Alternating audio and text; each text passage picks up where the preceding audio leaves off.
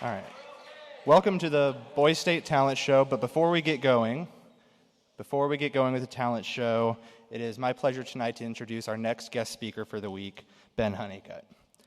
Ben is a 2011 graduate of Buhler High School, if there's anyone from Buhler, and he now serves as a middle school teacher in Woodland Park, Colorado.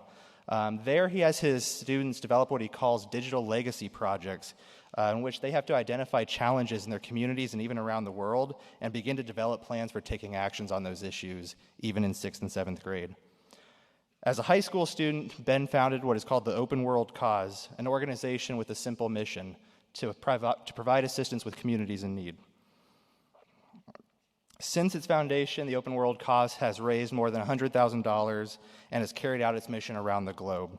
They have provided internet access and devices to rural schools in Nepal, provided better access to clean water in places like Haiti, and have helped construct new classrooms and washrooms at a primary school in Kenya. Ben is also a graduate from the University of Kansas in 2016, and he now partners with the KU Council for the Social Studies, where he helps future social studies teachers develop a framework that can be used to teach civic leadership to students regardless of the class. So please help me welcome to the stage Ben Honeycutt.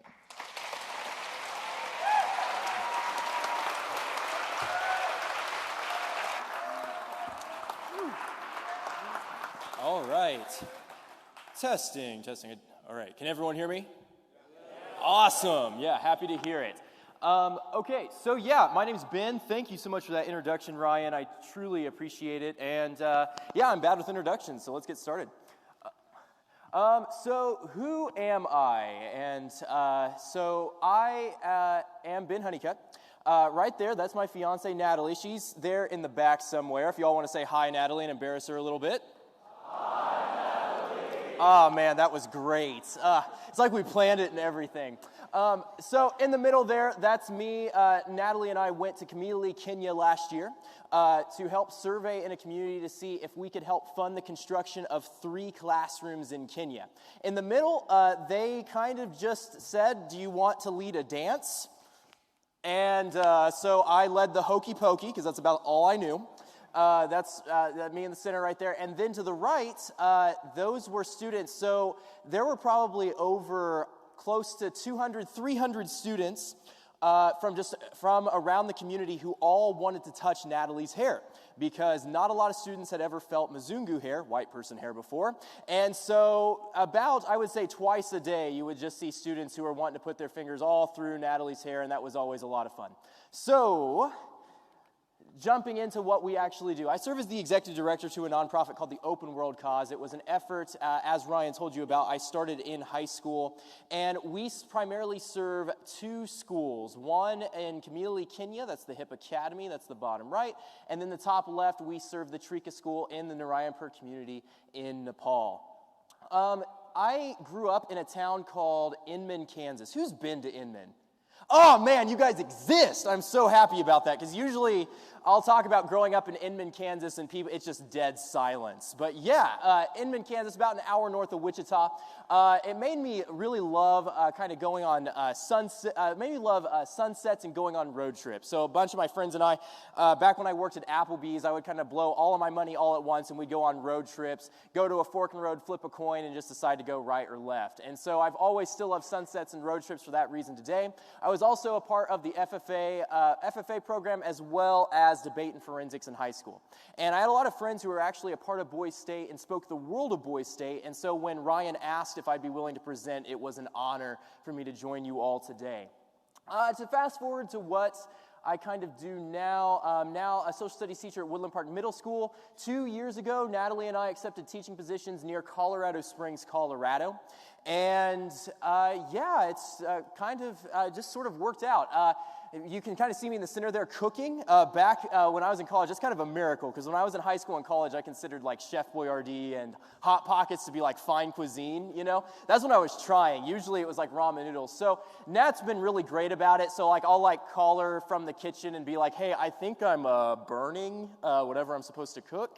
And she'll like run over, and she's just so nice, because she's like, no, Ben, water bubbles when it boils. You're doing a great job. Like, doing great. And she's always so patient with me. And so And so, yeah, we're kind of doing the adulting thing now, kind of. It's sort of working.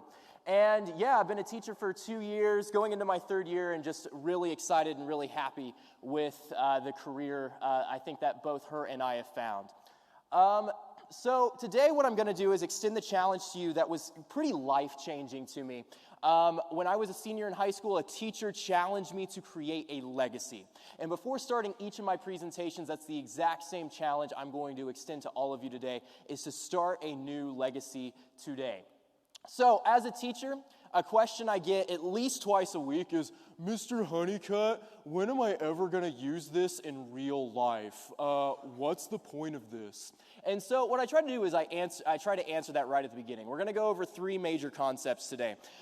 First is the idea of delayed gratification. Second is what it means to serve, and especially serving other people. And third, finally, is how to create a legacy and how to start a new legacy today.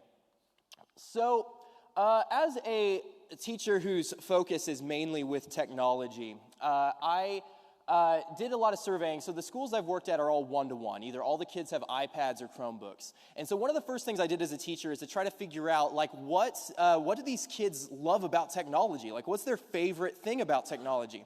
And the thing that fascinates me is that 49 years ago, that's when we had the first person ever land on the moon. And now we have devices, many of us have devices in our pockets that are way faster than the technology that we use to land on the moon. And so I always wondered what the astronauts would think when I did my first surveying and tried to figure out, like, what my kids loved about technology, and they would be like, Fortnite? Memes? And it's kind of funny to me now because, like, I think back to all of the incredible potential that we have from our pockets, and the fact that it wasn't that long ago when I grew up, my parents had one of those, like, rotary phones where, like, I don't even know how those things work, and now you can accidentally sit on your phone wrong and call your grandma while driving. And it's kind of amazing how fast technology has progressed. But the thing that I started asking my students is, what are they actually going to do with the technology that's literally in the palm of their hands? Now, be honest with me here. How many of you have taken classes because it's an easy A? How many right there? Yeah, awesome. Totally understand it. My class was definitely the one targeted because I had a class called Advanced iPad, right? Like that may as well just put easy A in the description, right? So I had a lot of kids who would show up to my class expecting an easy A. And the thing that I would challenge them to do is to start applying the ideas of delayed gratification to technology. Because delayed gratification, that is something, the idea of it is that if you have, like, let's pretend like you have like a test that you have to take really quickly, right? You have a test that you have to take. You have to leave in 45 minutes, right, to take this test. But you know what? You just decided you're going to just start going into that Wikipedia nosedive, right? Have we ever, like, started with one article on Wikipedia, then, like, 30 minutes later, you're, like, on the 50th article? Have we been there, all of us? Anyway, yeah, that's kind of me, right? The idea is that you can wait before going on Wikipedia and take the test first. That's the idea of the basic premise of delayed gratification.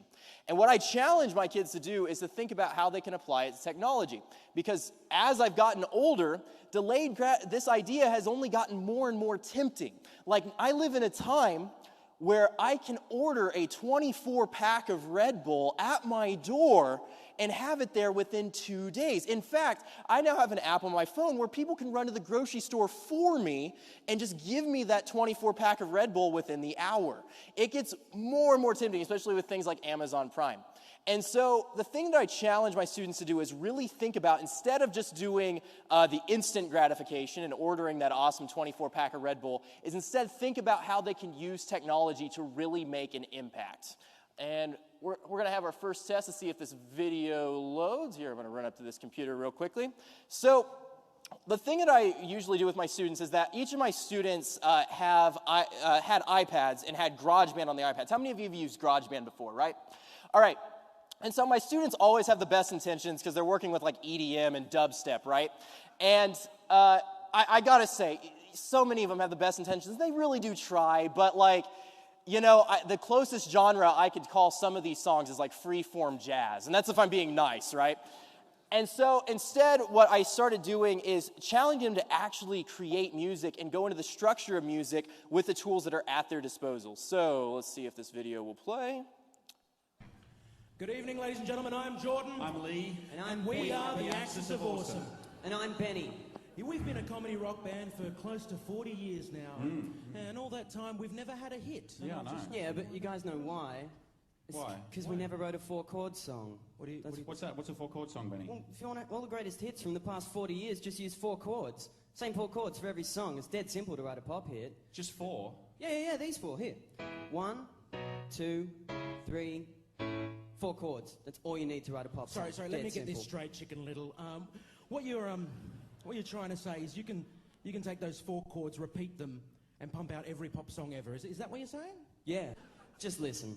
Do you recognise this? Yeah, that is Don't Stop Believing by Journey. It's a great song. Very original. There's a few more that song. fit. Check it out. My life is brilliant. My love is pure. I saw an angel.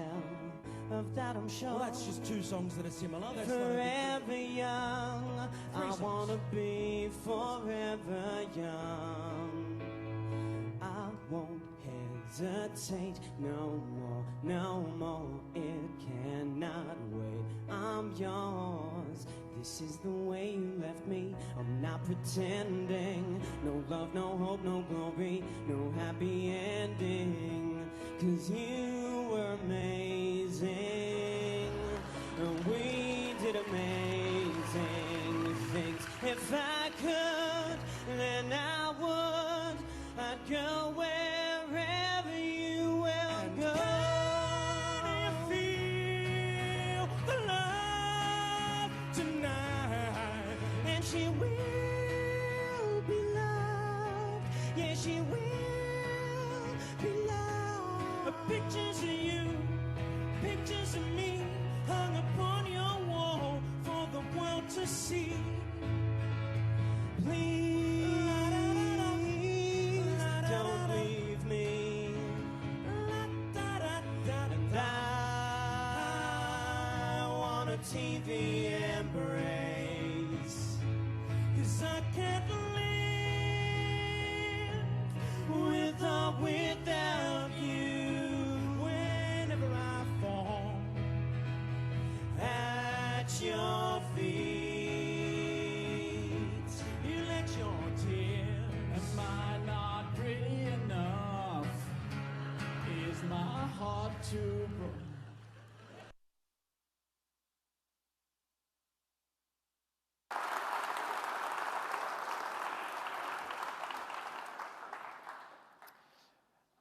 So, testing, back, awesome. So they end up playing 49 different songs in the span of 4 minutes.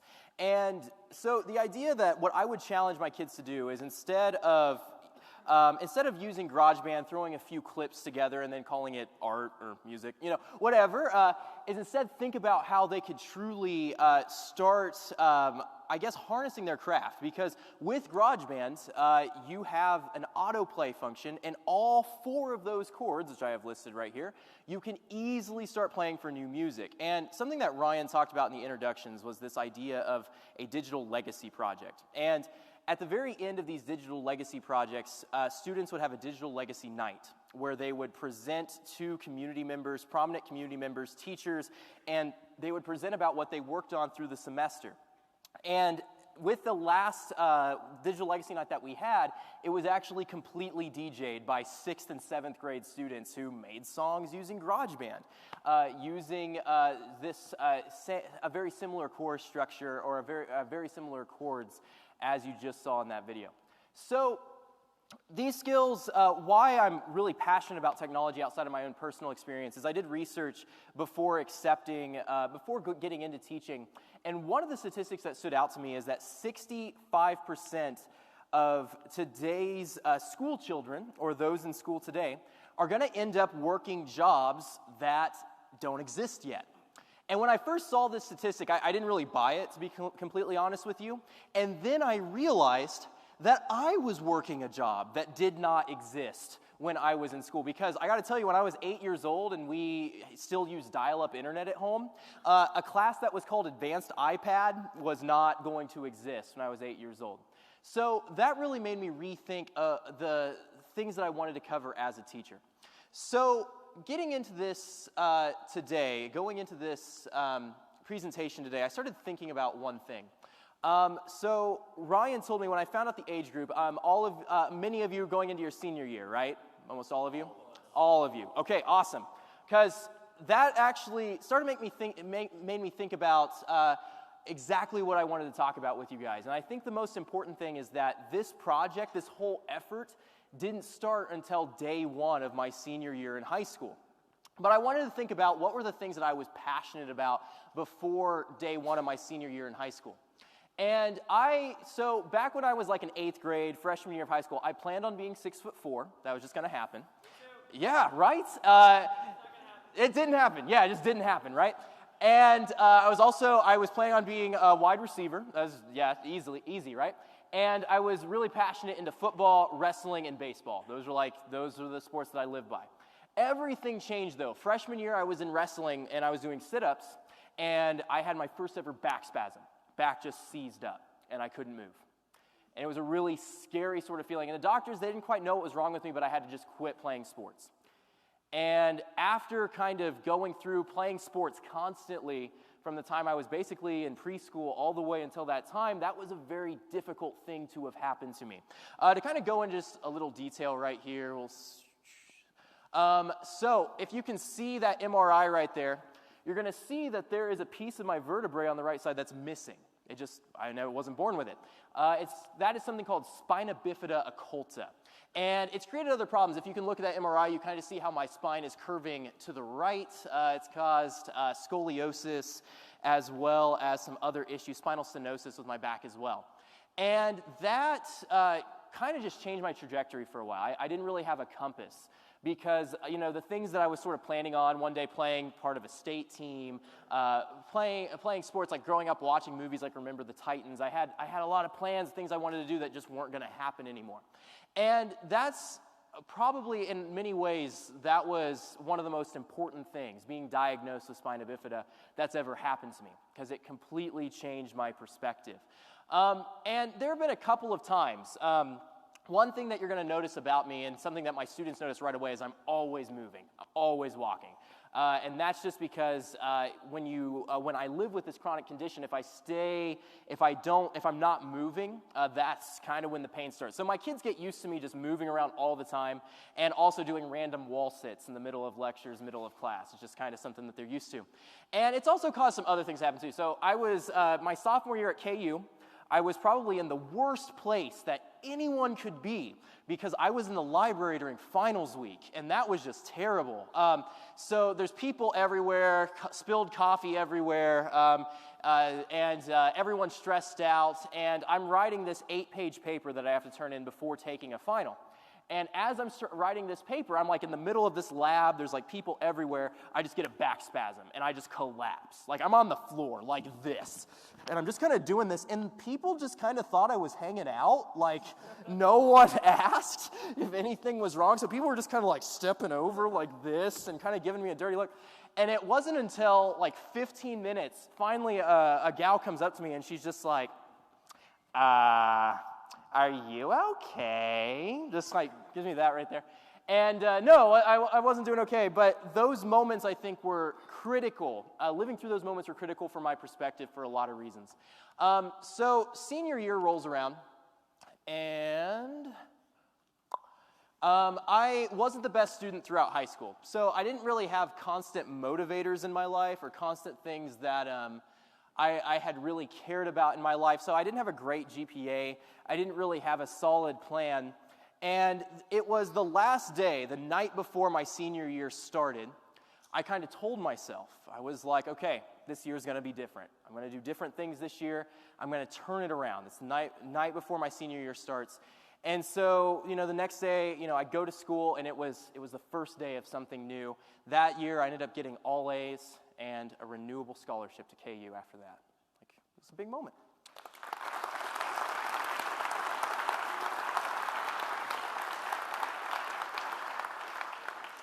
Okay, so that didn't actually happen at all. Sorry about that. I just wanted to feel that for a moment, like, didn't happen at all. In fact, my fiance has seen my student loan debt. She totally knows that didn't happen.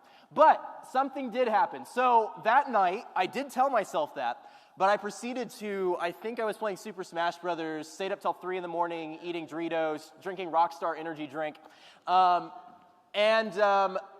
I end up getting 3 hours of sleep before school, and I sleep through my alarm, and I end up showing up to school senior year 30 minutes late. So luckily we had a school assembly, so I was able to sneak in without a tardy. It was great. But I hear one of my teachers up there challenge our senior class to create a legacy, to create something that was going to make an impact in other people's lives. And that was the thing that resonated with me. That was the thing that finally, no joke, hooked me. Because I hadn't really done something, I hadn't been a part of anything in my life that I was actually proud of, and this was the day that I wanted to do something. And so I got connected through an online community up at the top right with a teacher from Nepal named Govinda Panthi. Govinda operated a school in the hills in Bageshwari near Kathmandu and Bhaktapur, and this school really under-resourced. Some of the students would have to wash their paper in order to complete assignments, just because they didn't have enough money to buy new notebooks. And Govinda I had met on an online educational community, and he said, any support we could give would be amazing. And so we ended up starting a campaign to bring 2 laptops, internet access, and a library to his school in Nepal. And it was a big learning experience for me. I had never been a part of something like that, but I also had never used social media in a productive way. Usually, my use of social media was like complaining about the Chiefs or, really didn't have a lot of direction with social media, but what we ended up doing is we ended up creating a social media campaign, a grassroots campaign to raise money to try to help this school in Nepal.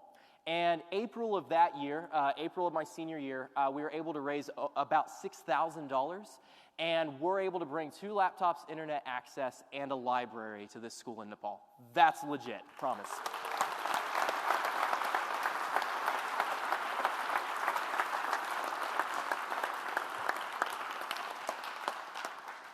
So another legit thing, I had gotten accepted into KU, and I had been given, I think, one $1,000 scholarship. That was like all I got from KU.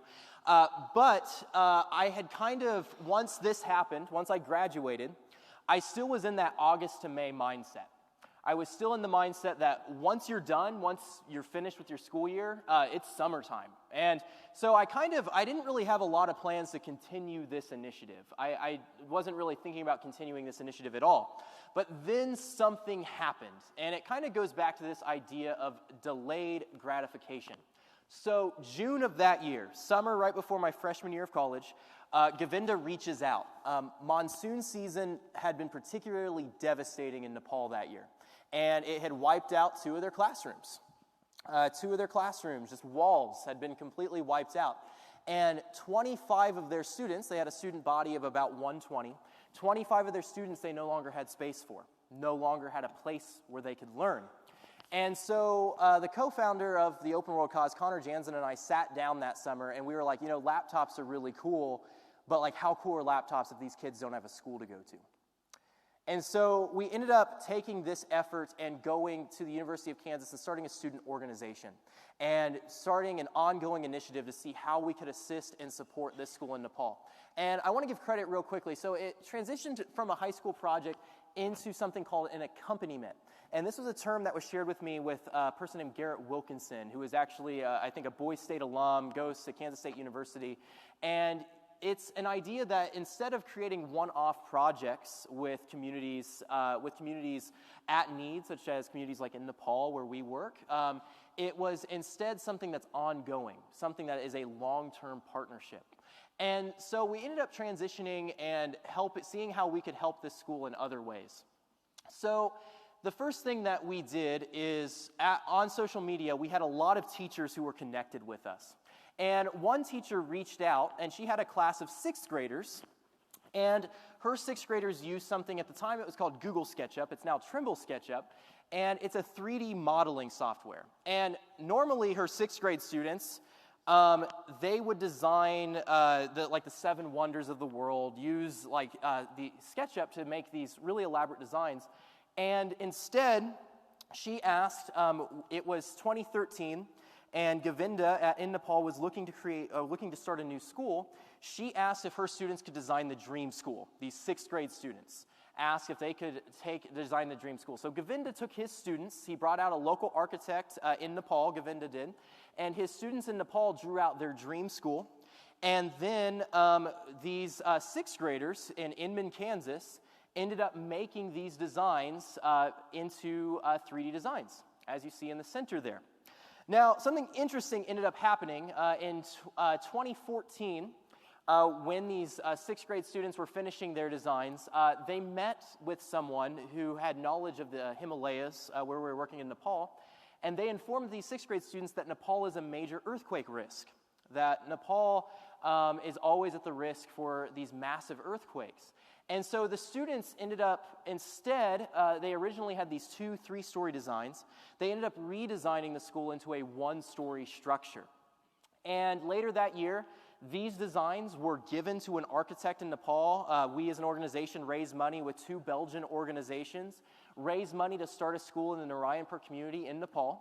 And using the basis of these designs from 6th graders, they were able to construct an entirely new school in Nepal that was finished in April 2015.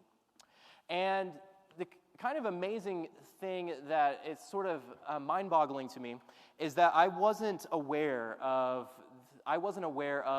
the earthquake risk in Nepal at all. Not until I was told by an 11-year-old that Nepal is at risk for major earthquakes. A month after this school was constructed, a massive earthquake devastated Nepal. And because of the structure of the school, with it being a 1-story design, there was only 1 crack in the wall, and that was it. And I think back all the time to the fact that this was something that originally started as a senior project to get 2 laptops and internet access to a school in Nepal. It turned into something that then 6th graders took the lead of with making a 3D design. That design ended up being the first design that was considered by Nepali architects, and then a new school was built. And that is something that, as of 2015, something that kind of blew me away. After that, Open World just kind of kept expanding. So later that year, we traveled to Narayanpur, Nepal, and surveyed the community. Because something that we started thinking about is how could we best serve this community? What could we do to make sure these kids are getting the best education possible? This community was actually at more of a risk than the Bageshwari community that we had worked with before, because many of these students came from the indigenous Tharu populations, as well as the Dalit population or the untouchable caste in Nepal. And so these students needed help. And what we couldn't figure out was that this school could serve 75 kids, but only 24 kids were attending the school. And what we realized is that as an organization, we had spent 5 years basically as high schoolers and college kids trying to make decisions for a community we really didn't understand. And so we decided instead we would travel to Nepal and instead listen to what the community needed. And what we figured out was that the parents of the school, we interviewed all the parents at the school, all the parents who had preschool-age children who weren't sending their kids to the school. And what we figured out was that the lack of a school lunch program was why the parents couldn't afford to send their kids to school. They couldn't afford to send sack lunches with their kids. And so we ended up starting a school lunch program in Nepal, making the commitment to start a renewable school lunch program in Nepal. In 2 years after we traveled, after there were only 24 students at the school, the last enrollment, there were 78 students who were going to school at the Shrika school in Nepal. And so what this lesson kind of showed me was that when serving, sometimes we sort of realize that there are often times where we don't know the answers. We really don't know the answers, and we don't know how to best serve some of these communities. Like, I'm a corn-fed boy from Kansas. Like, what do I know about these communities in Nepal and Kenya? And that experience was really eye-opening for me. So what do we do now? What are the takeaways now? As both a teacher and someone who serves as an executive director of a nonprofit, how is there balance? What do we continue to do to try to extend and forward our mission to others? So in October of 2016, we had been connected with the school in Kenya called the HIP Academy. And Kenya had changed their zoning standards and found out that if they did not get 3 new classrooms, a washroom, and fencing, that their school would have to close by the end of 2017. We traveled to the school, and we figured out that this population of students, over half of these students, the 60 kids that attended, their parents or grandparents wouldn't have the money to send them to another school. So this school was the only way they were going to get an education. And so we realized we had to do something to help. So as a teacher, when I introduced my digital legacy projects, I extended this challenge to my students. And to be completely honest, I really didn't know how my students were going to take to it. Because I was a senior when I started this, a senior in high school, and I taught 6th graders. And so I really had no idea how my students were going to respond. So when I introduced this project to my students, I was a little nervous, more nervous than I usually am when teaching, which, every day is a fun new challenge. You never quite know what to expect. But my students were kind of blown away. So we took 360 images while we were in Kenya, and this is one of the classrooms. This classroom served 14 children. And the students who sat in the back desk had to crawl under desks to get there. And it wasn't something that they even really thought about. It was just, that was how these kids would go to school. And these kids wanted to go to school. And so that really drove my 6th graders to take action. They all wanted to get involved. And my 6th graders, they ended up starting their digital legacy project, and they called it Kenya Help. Which was completely their idea. And their idea was they were going to collect shoes. They found a local organization where if you donated shoes to them, they would give you 40 cents per pound of shoe. So they were going to collect shoes from the student body. And when they first started, they asked their classmates, their 6th grade classmates, if they could collect shoes, and they collected something like 50 pairs of shoes. And they were really disappointed with that. So they asked me, they're like, well, Mr. Honeycutt, could you provide incentives for our classmates? And I was kind of leery about this, and so I was like, maybe. And for whatever reason, they just really wanted to pie me in the face. That was what they wanted to do. That was their goal in life. And see, I'm really smart, and so I was like, okay, if you get 1,000 pairs of shoes, absolutely, you can pie me in the face. Because, again, I was really intelligent and thought this one through. So over the next week, they ended up going on the intercom and broadcasting out, got permission from the principal to go on the intercom, broadcasting out that they were looking for shoes. They presented to the kindergarten, 1st grade, 2nd grade, 3rd, 4th, and 5th grade classes, and also did tabling at athletic events. And in the span of 3 weeks, these kids collected 1,054 pairs of shoes, and in the span of just 3 weeks.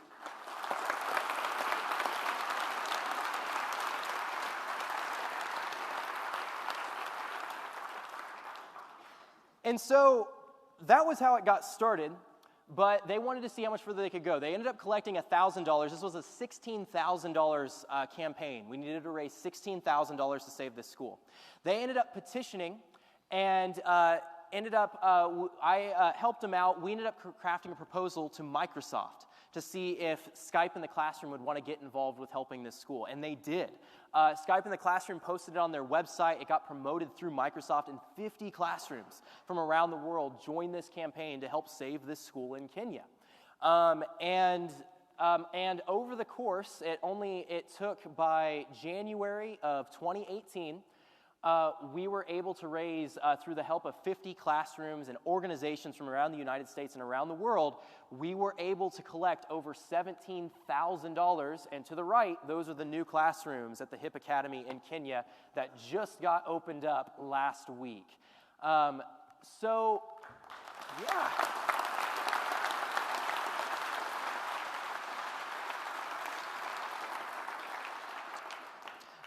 Now, I'm going to play this real quickly because I tend to, as they nicely put it, I tend to butcher their story a little bit. So I'm going to give them a chance, 2-minute video, a chance for them to kind of tell their story. But really think about how these two sixth graders started an initiative that ended up saving a school in Kenya.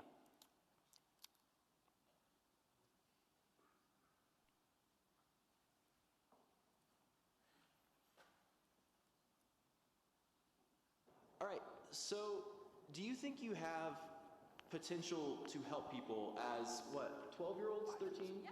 12-year-olds, all right.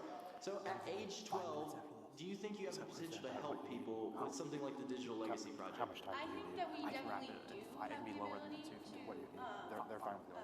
help people with our Digital Legacy Project because, I mean, we already did because we got 1,000 pairs of shoes, and then once we got the money from the shoes, which is about $1,070-something, all of that money went to help a school in Kenya. And we were able to help the school in Kenya by rebuilding their washrooms and putting in a new sink that has filtered water, because the washroom that they had there, it was about ready to collapse and someone could have been really hurt. So I would call this project really big, and it helped a lot of people even in the same country that we live in. And all of the shoes went to homeless shelters, so then the homeless could have shoes to wear because shoes are an important thing. So I think that really has just impacted a lot, and it's a really incredible thing to think that we've been able to do something like that. This project started out with our 6th grade middle school, which is 100 kids, and then it grew to 1,000 students, basically the whole school. And then it grew to about 50 schools worldwide that are proceeding with this project as well through Microsoft. And we got to pie Mr. Honeycutt in the face. It was probably the highlight of my day. And what do you all hope to accomplish with this project? We all want to accomplish to save this one school in Kenya called the Hip Academy.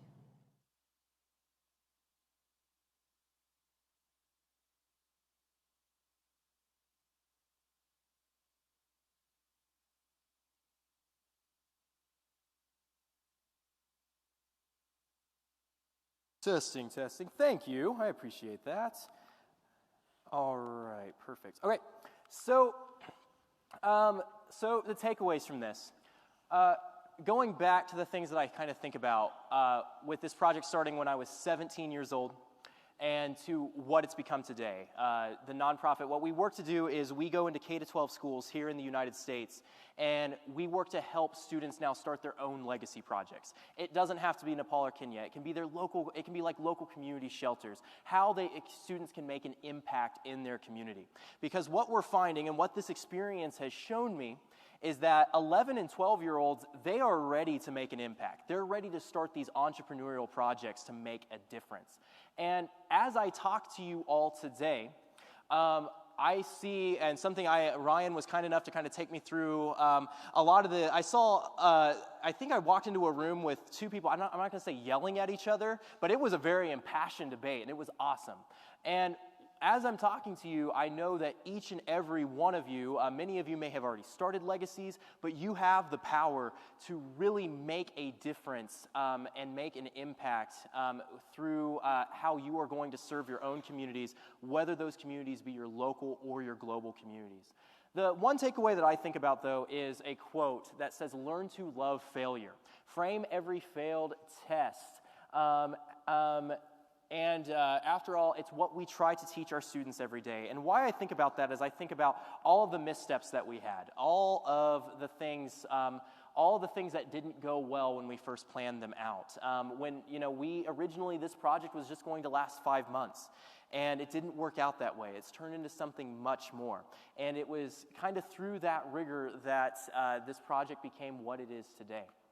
And so, and why this all matters is that there has been a shift, something that I noticed when I was in school, and something that I've seen now with students who have worked with Open World and have applied for scholarships from the hours that they've put into Open World, is that there's been a shift in a lot of major colleges. This was a research that was done by Do Something that found that almost 3/4 of colleges have now factored in community service in their top 4 most important factors, considered along with GPA, class rank, standardized tests, and other extracurricular activities. And why this is important is that back when I applied, I think it was 2010, when I started applying for colleges, this wasn't really something that was on the radar for a lot of colleges. That's changed. Colleges are looking for people who are making a difference, people who they already know are able to make an impact and able to start projects like this. So I'm going to leave you with this video. Going back, how to wrap this all up is that I want you all to think about how you can start using the tools, what you're going to do with the tools at your disposal to make a difference. I think about this idea of serving others. How can you serve others and make a powerful legacy that's going to make a difference in the lives of a lot of people? And so how I think the best way to end this is that one of my favorite videos is something that I show my 6th graders on the first day of school. This idea of delayed gratification can be traced back to something called the marshmallow test. Who's heard of the marshmallow test?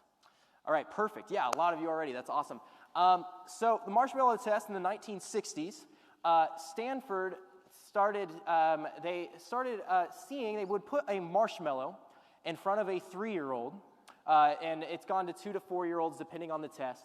And they started telling the 3-year-olds, we're going to leave, but if you can resist eating this marshmallow, you'll get a second marshmallow when we return. And there's been a lot of debate about this, about whether or not you can measure lifelong success through tests like this, because personally I think I'm 25 years old, I still think I would eat that marshmallow the instant someone left. But something I like to do anyway is still watch this video. They've recreated the test, and to think about how it relates to delayed gratification.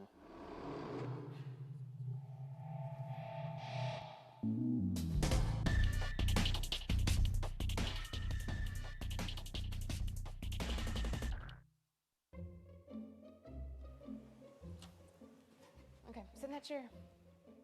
All right, here's the deal. Marshmallow for you. You can either wait, and I'll give you another one if you wait, or you can eat it now. When I come back, I'll give you another one, so then you'll have 2. But stay in here and stay in the chair till I come back, okay? All right.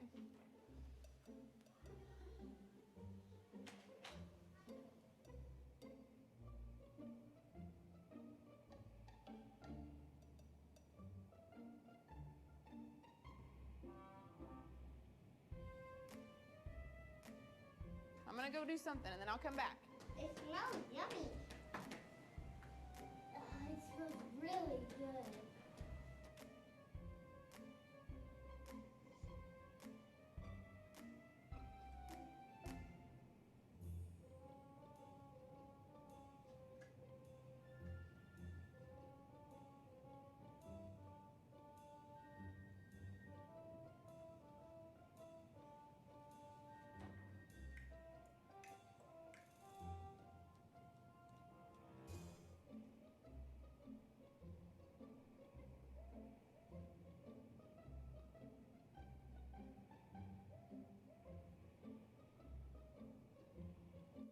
So it's up to you. You can have it now or you can wait.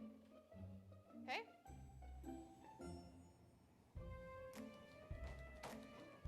I'll be back. Stay in the chair, okay? Okay.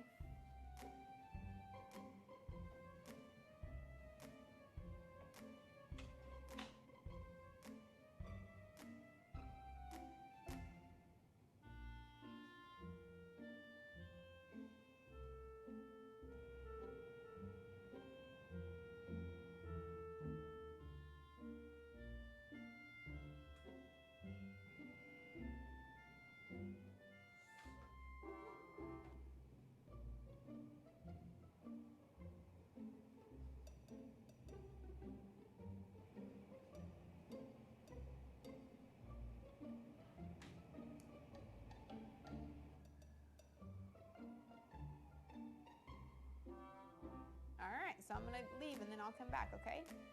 So you can either eat it right now or you can wait. Either way, okay? Okay.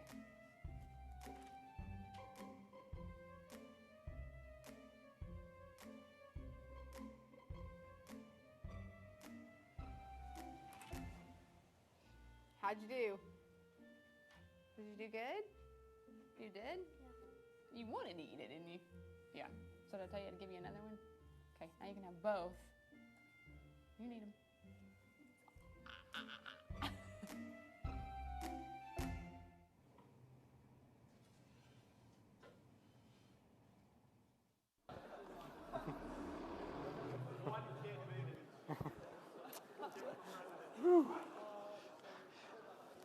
And if you're looking for who I would have been in that simulation, totally the redhead, like, yeah. Anyway, hey, everyone, I want to thank you all so much for sharing this space with me today. I can't wait to see the legacies that you are all going to create. Thank you so much.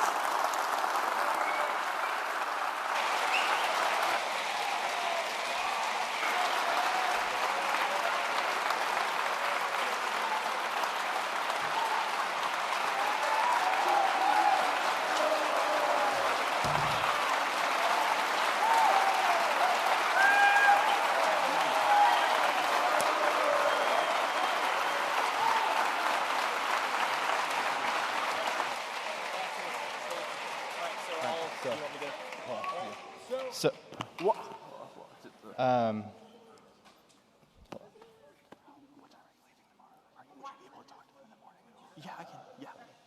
So at the present moment, we don't have some time for questions, but Ben is going to be here overnight and into tomorrow, and I will bring him around to different counties if you would like to have the chance to speak to him, ask questions, or ask in Kramer. So he will be around to speak to anyone and talk about his work if you would like to do that. Before we go and before we transition to the talent show, I was talking to Ben earlier, and the interesting thing is that despite doing all this work, Ben never actually had the chance to go to Boise State like you do. He found out about it right at the start of his senior year in high school, so just past the deadline to be able to do it. So, for the second time this week, if it's okay with you, I would like to make Ben an honorary 2018 Boise Stater. So...